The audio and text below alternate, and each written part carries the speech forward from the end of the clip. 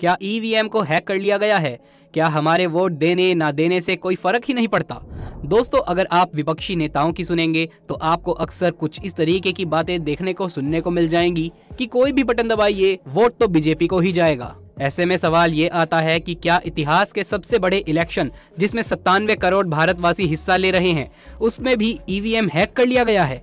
क्या सच में मोदी सरकार धोखा देकर सत्ता हासिल कर रही है?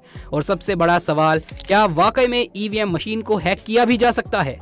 आज के इस वीडियो में हम आपके इन सभी सवालों के जवाब देने वाले हैं और साथ ही कुछ और मुद्दों पर भी बात करने वाले हैं। जैसे अगर आप एक साथ 2 बटन दबा देंगे तो क्या होगा? क्या 2 लोगों को वोट चले जाएंगे? या फिर क्या आपने कभी सोचा है कि वोटिंग के टाइम पर यदि लाइट चली जाए तो क्या होगा? और अगर आप अपनी उंगली पर लगी हुई इंक को साफ कर लेंगे और दोबारा से वोट डालने चले जाएंगे तो क्या होगा? कैसे वोटिंग की काउंटिंग की जाती है? ईवीएम मशीन की सच्चाई क्या है? आज की इस वीडियो में हम आपको सब कुछ बताएंगे, बस वीडियो को छोड़कर कहीं मत जाइएगा। दोस्तों, जमाना डिजिटल हो गया है। आज दुनिया जितनी ज्यादा डिजिटल और सोशल हो गई है, कुछ समय पहले तक ऐसा कुछ भी नहीं था। जहां पहले बैलेट पेपर के ऊपर वोटिंग होती थी, जहां एक स्लिप दी जाती थी, उस पर अपना स्टाम्प मारकर वोट करना होता था। लेकिन दिक्कत ये थी, अगर स्टैम्प थोड़ा सा भी ऊपर नीचे हो गया तो वो वोट इनवैलिड हो जाता था।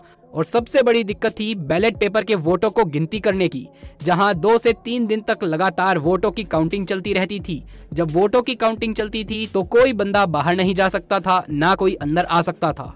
48 से 72 घंटे तक सब कुछ बंद हो जाता था, लेकिन फिर भी कई सारे लोग गुंडागर्दी करके वोटों को मैनिपुलेट करने की कोशिश करते थे। बैलेट पेपर के अंदर इंक डाल देते थे ताकि वोट्स कैंसिल हो जाए। इस तरह की बहुत सारी चीजें होती थी। इन्हीं को सुधारने के लिए ईवीएम यानी कि इलेक्ट्रॉनिक वोटिंग मशीन को इंट्रोड्यूस किया गया, जिसमें पूरा वोटिंग प्रोसेस डिजिटल हो गया। हालांकि इसे भारत में लाने के पीछे भी एक कहानी है, जहां केरल में सबसे पहले ईवीएम मशीन का इस्तेमाल करके 1982 में वोटिंग हुई, लेकिन उस वक्त एक कैंडिडेट 123 वोटों से हार गया। फिर उसने इस पर केस कर दिया और कहा कि ईवीएम मशीन गलत है। इसके बाद से दोबारा इलेक्शन हुए और वो व्यक्ति 2000 वोटों से जीत गया। इसके बाद में ईवीएम मशीन बदनाम हो गई और भारत में इसे बैन कर दिया गया। हालांकि बाद में ईवीएम को दोबारा से लेकर आया गया और तब से लेकर अब तक इसका इस्तेमाल चलता आ रहा है। अब यहाँ बात आती है कि क्या सच में ईवीएम हैक किया जा सकता है? दोस्तों, आज विपक्षी नेता और उनके समर्थक सीधे से यही बोल रहे हैं कि ईवीएम में गड़बड़ घोटाला किया गया है, जबकि सत्ता में बैठी पार्टी ये कहना चाहती है कि ऐसा कुछ हो ही नहीं सकता। लेकिन आपको बता दें कि ईवीएम हैकिंग का ढिंडोरा पीटने में सबसे पहले बीजेपी के सीनियर लीडर लाल कृष्ण आडवाणी जी भी एक थे, जिन्होंने 2009 का लोकसभा इलेक्शन हारने के बाद में पूरा का पूरा इल्जाम ईवीएम के ऊपर लगा दिया था। यानी कि ये कोई नई बात नहीं है, जब भी कोई पॉलिटिकल पार्टी हार जाती है तो पूरा इल्जाम ईवीएम पर डाल देती है। अब इलेक्शन कमीशन ऑफ इंडिया का कहना है कि पूरा प्रोसेस बहुत ही सिक्योर तरीके से होता है, ईवीएम को कोई भी हैक नहीं कर सकता। इलेक्शन कमीशन का ये भी कहना है कि ईवीएम एक स्टैंड अलोन मशीन है और जिसमें किसी भी तरह का कोई भी एक्सटर्नल नेटवर्क कनेक्शन ही नहीं होता। यानी कि ना कोई वाईफाई, ना कोई ब्लूटूथ, ना कोई इंटरनेट और ना ही कोई radio frequency. EVM machine battery पर चलने वाली मशीन है और तो और नॉमिनेशन प्रक्रिया होने से पहले किसी को भी नहीं पता होता कि कौन सा कैंडिडेट जो इलेक्शन में खड़ा है वो बैलेट यूनिट के डिस्प्ले में कितने नंबर पर आएगा। इसीलिए पहले से किसी स्पेसिफिक कैंडिडेट के फेवर में ईवीएम मशीन को मैनिपुलेट करना टेक्निकली पॉसिबल ही नहीं है। इसके अलावा जब इन सब मशीनों को सिक्योर वेयर हाउस में भेजा जाता है तो एक नहीं बल्कि दो स्टेज पर एक प्रतिक्रिया फॉलो की जाती है, जिसे रेंडमाइजेशन प्रक्रिया कहा जाता है। यानी कि कंप्यूटर की हेल्प से डिस्प्ले किया जाता है कि कौन सी मशीन कहाँ जाएगी, जिसमें लॉटरी सिस्टम की हेल्प से कंपनी वालों को भी पता नहीं होता कि कौन सी पोलिंग मशीन कहाँ जाएगी। और दोस्तों, फर्स्ट लेवल चेकिंग भी होती है, जिसमें अलग अलग पॉलिटिकल पार्टी के रिप्रेजेंटेटिव के सामने Election Commission of India test voting करवाकर ये साबित करता है कि इस समय जो वोटिंग मशीन है वो बिल्कुल सही है। और वोटिंग होने के जस्ट पहले और वोटिंग होने के जस्ट बाद ईवीएम मशीन को स्ट्रॉन्ग रूम में रखा जाता है, जिसकी सिक्योरिटी तो इतनी तगड़ी होती है कि इसमें परिंदा भी पर नहीं मार सकता। जब इस स्ट्रॉन्ग रूम को खोला जाता है तो पॉलिटिकल पार्टी के रिप्रेजेंटेटिव पूरी प्रक्रिया पर निगरानी रखते हैं और साथ ही साथ ये पूरा प्रोसेस का वीडियो भी रिकॉर्ड किया जाता है। यानी कि ईवीएम मशीन के स्टैंड अलोन होने की वजह से उसे हैक करना पॉसिबल ही नहीं है और एक्सट्रीम सिक्योरिटी पर नजर डाली जाती है तो मशीन को टेम्पर करना भी पॉसिबल नहीं है। इतना ही नहीं, इस साल तो ईवीएम को हैकिंग और टेम्परिंग से बचाने के लिए इसमें खास सिस्टम लगाया गया है, जिसमें ये एडवांसमेंट दिया गया है कि अगर कोई कंट्रोल यूनिट को खोल भी लेगा तो मशीन अपने आप ही डिसेबल हो जाएगी। और जो ईवीएम में चिप लगी होती है वो वन टाइम प्रोग्रामेबल होती है, यानी कि इसमें सिर्फ एक बार ही डेटा डाला जा सकता है और जब वोटर बैलेट यूनिट का बटन प्रेस करता है तो ये मैसेज एक कोड में कन्वर्ट होकर कंट्रोल यूनिट में जाता है। हर बार जब बटन दबाया जाता है तब एक नया और अलग कोड जनरेट होता है और अलग अलग कोड जनरेट होने की वजह से ही इसके पैटर्न को आइडेंटिफाई करना तो भैया मिशन इम्पॉसिबल बन जाता है। ऐसे में साफ शब्दों में बताएं तो टेक्निकल तौर पर ईवीएम को हैक करना या फिर इसे टेम्पर करना पॉसिबल ही नहीं है।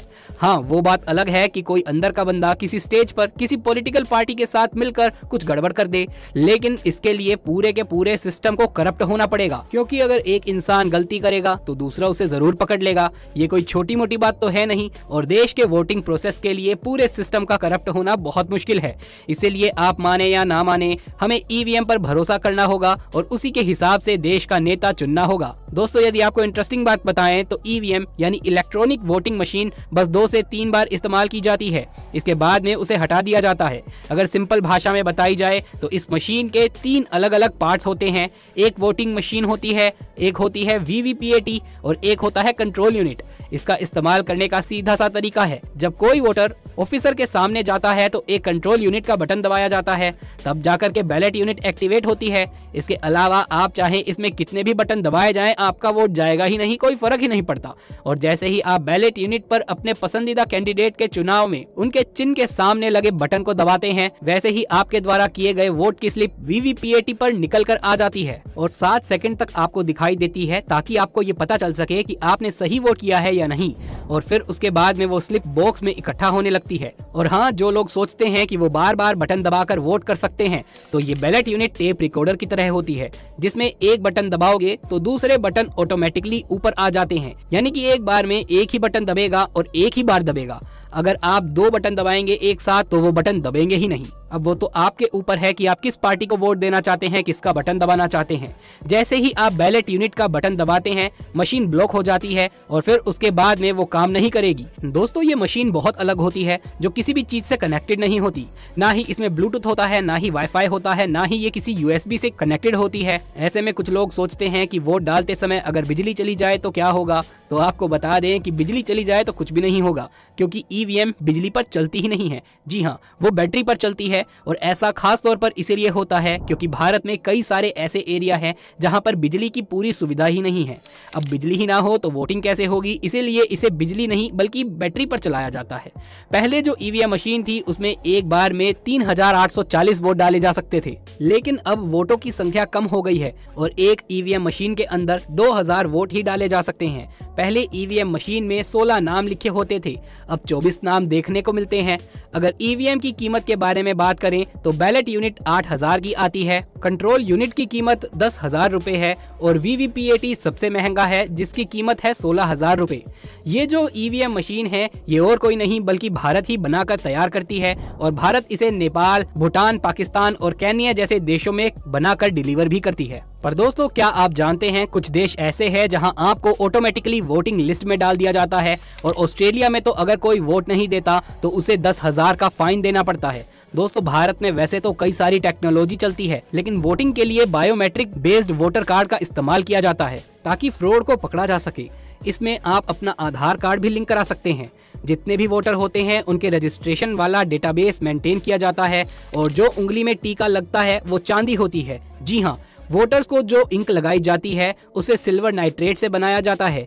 ये इतनी ज्यादा स्ट्रॉन्ग होती है कि अगर एक बार आपके हाथ में लग गई तो आप साबुन से कितना भी धो लीजिए, शैम्पू लगा लीजिए, कुछ भी कर लीजिए, ये इंक हिलने का नाम नहीं लेगी। हर साल करोड़ों रुपए की ये इंक खरीदी जाती है ताकि वोटिंग के दौरान इस्तेमाल में लाई जा सके, जो अपने आप में ही काफी दिनों तक धीरे धीरे निकलती है। दोस्तों, जैसे ही वोटिंग खत्म होती है इन तीनों मशीनों को अलग अलग किया जाता है, वायर डिस्कनेक्ट होती है, क्लोज बटन दबाया जाता है और वोटिंग का प्रोसेस समाप्त हो जाता है। फिर पूरे जिले की सभी मशीनों को एक साथ एक ही जगह पर सुरक्षित रखा जाता है जिसे स्ट्रॉन्ग रूम कहते हैं और उस स्ट्रॉन्ग रूम की पूरी सिक्योरिटी होती है। जिस दिन वोटों की काउंटिंग होती है उसी दिन स्ट्रॉन्ग रूम को खोला जाता है, वो भी अलग अलग पार्टियों के उम्मीदवारों के सामने, ताकि कोई सवाल ना उठा सके। और फिर एक बटन दबाते ही वोटों की काउंटिंग शुरू हो जाती है और धड़ाधड़ हमें पता चल जाता है कि कौन सा कैंडिडेट जीता है या फिर किसके हाथ से सत्ता फिसल गई है। तो दोस्तों ये थी वोटिंग की पूरी प्रोसेस और उससे जुड़े इंटरेस्टिंग फैक्ट्स। आपका क्या कहना है, इस बार किसकी सरकार बनेगी? नीचे कमेंट बॉक्स में लिख करके जरूर से बताइए। ये वीडियो पसंद आया हो तो इसे एक लाइक करके अपने दोस्तों और रिश्तेदारों में ज्यादा से ज्यादा शेयर कर दें। आगे भी ऐसे वीडियोस देखते रहने के लिए चैनल को सब्सक्राइब करना बिल्कुल भी ना भूलें। जल्द मुलाकात होगी आपसे किसी अगली वीडियो में, तब तक के लिए आप सभी का धन्यवाद।